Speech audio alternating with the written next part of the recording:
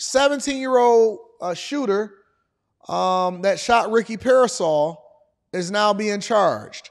And then also we're going to go over to Chicago for the person that shot all of them people on the blue line. Make sure y'all hit a like for the algorithm, subscribe to the channel, and turn on your notifications. Let me see something really quickly, because I think that they had his picture up once at one point. Anyways, let's get into the story, y'all. Those charges now are attempted murder with additional gun enhancements. San Francisco District Attorney Brooke Jenkins laying out the charges against the 17-year-old suspect in the Ricky Pearsall case. The 49ers wide receiver shot in the chest Saturday in San Francisco's Union Square. I sat down with Jenkins in a one-on-one interview Tuesday night.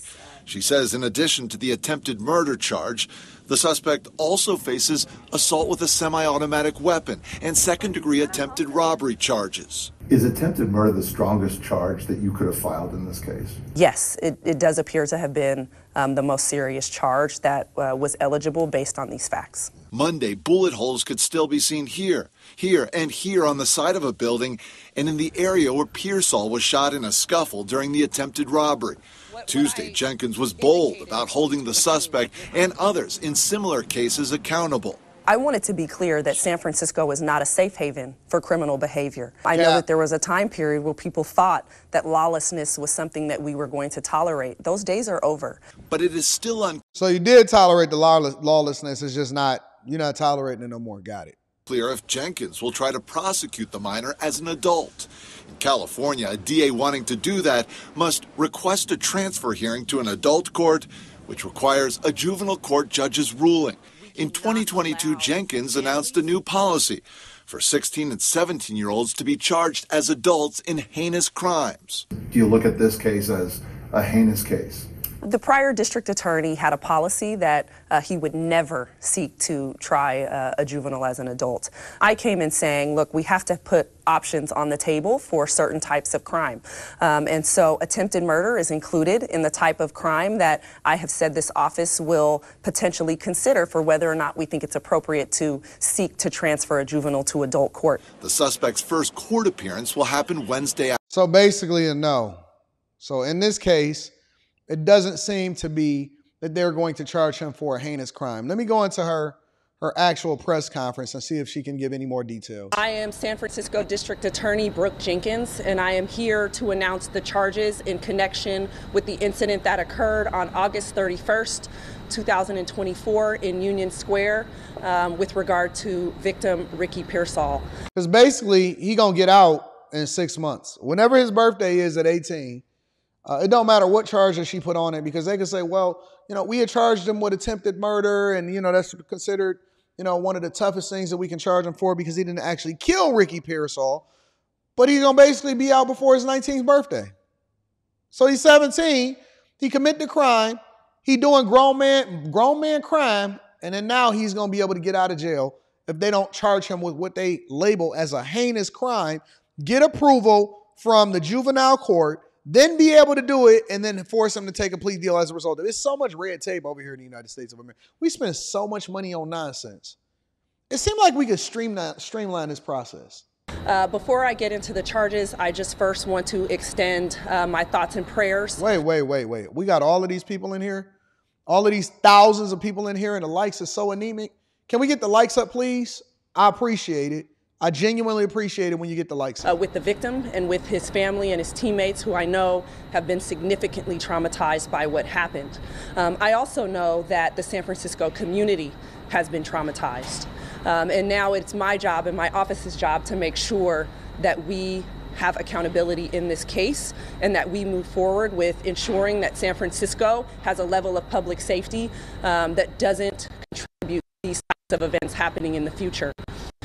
We have now the following charges against the minor who committed the offense on August 31st.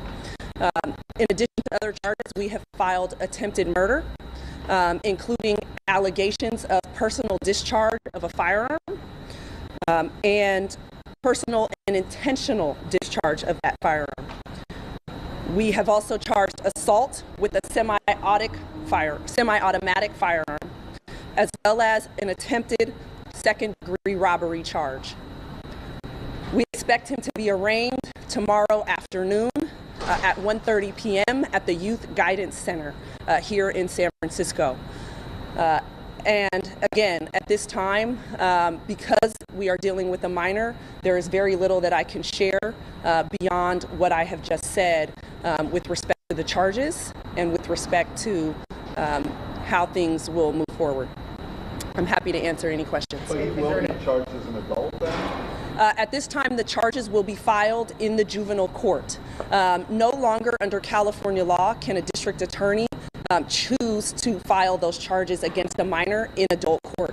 The only mechanism for that is to request a transfer hearing, which requires that a judge rule on the minor's fitness to be transferred to adult court, which essentially means that the juvenile system would not be equipped to rehabilitate that minor.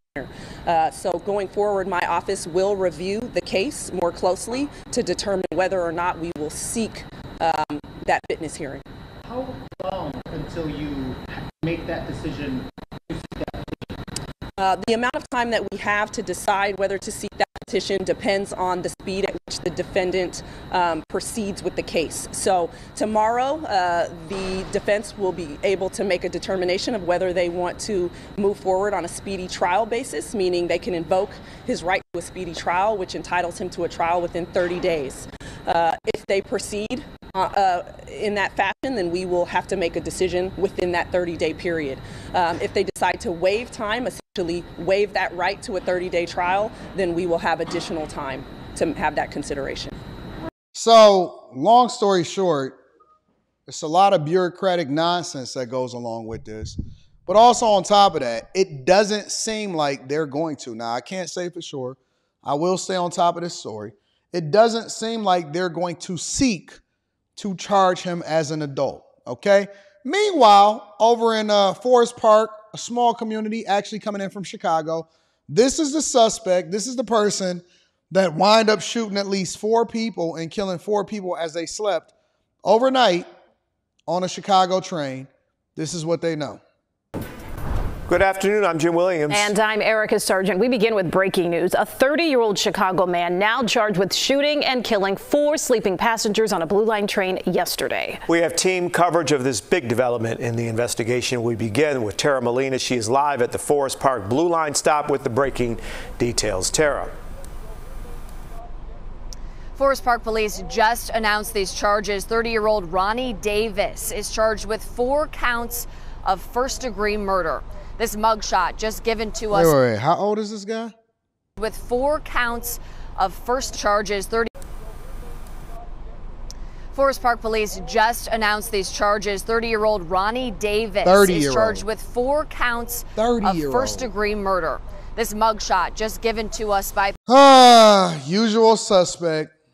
What else is new? Neck tattoos, nappy hair, hoodie. Fits the description.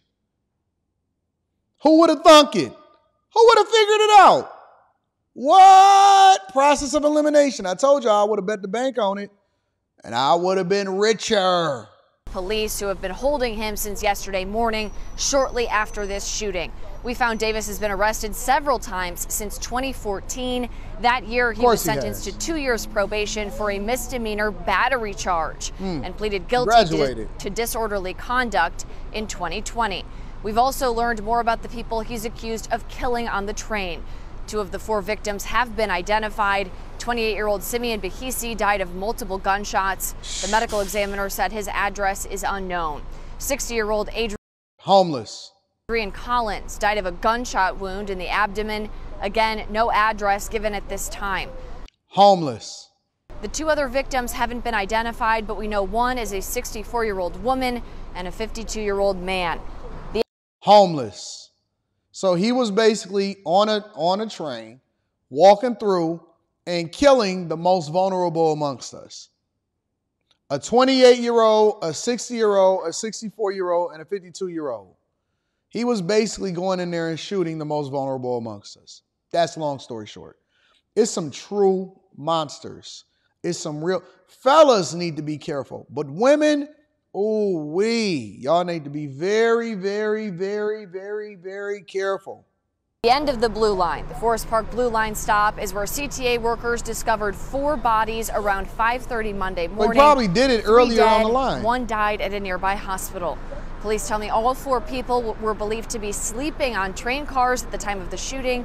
And again, police say 30-year-old Ronnie Davis of Chicago pulled the trigger. Davis got away, but Forest Park police worked with CTA security to share his description through surveillance video. And Chicago police found him and the gun he used on a CTA Pink Line train. Immediately brought him into custody. Cameras on the trains captured all of this. Its video, I'm told, is shocking, and it will be used as evidence. Here's our legal analyst, Irv Miller. Couldn't even watch it. It's unusual to have a multiple killing on a CTA train. The CTA has more cameras, high definition cameras, than any other place in the entire county. So somebody had to basically say, I'm going to do this, and I don't care if I get caught. We've been in constant communication with Forest Park Police today, checking in with them throughout the day, and I'm told we're going to hear from them, CTA officials. It's just horrible. It's just a bad time right now. It's just really, really bad. I would label him a serial killer. Oh, I need to change that. Oh, no. I'm good. I'm good, Carrie. This is just a part of it. I wasn't changing it on this one. This was just all a part of the same segment. I'm not going to change that at all. But it is. It's a lot of things that's going on out here in the streets. It's just bad. This is an additional segment to this one segment that's basically highlighting all of the crime that's going on and all of the people that are doing some of the most heinous crimes in our society. So thank you, Carrie, for noticing. But I wasn't, this is just an extra that I wanted to add as a part of this, in addition to the Ricky Pearsall shooting and a 17-year-old that committed that heinous crime against him. Make sure y'all hit a like for the algorithm, subscribe to the channel, and turn on your notifications. Let me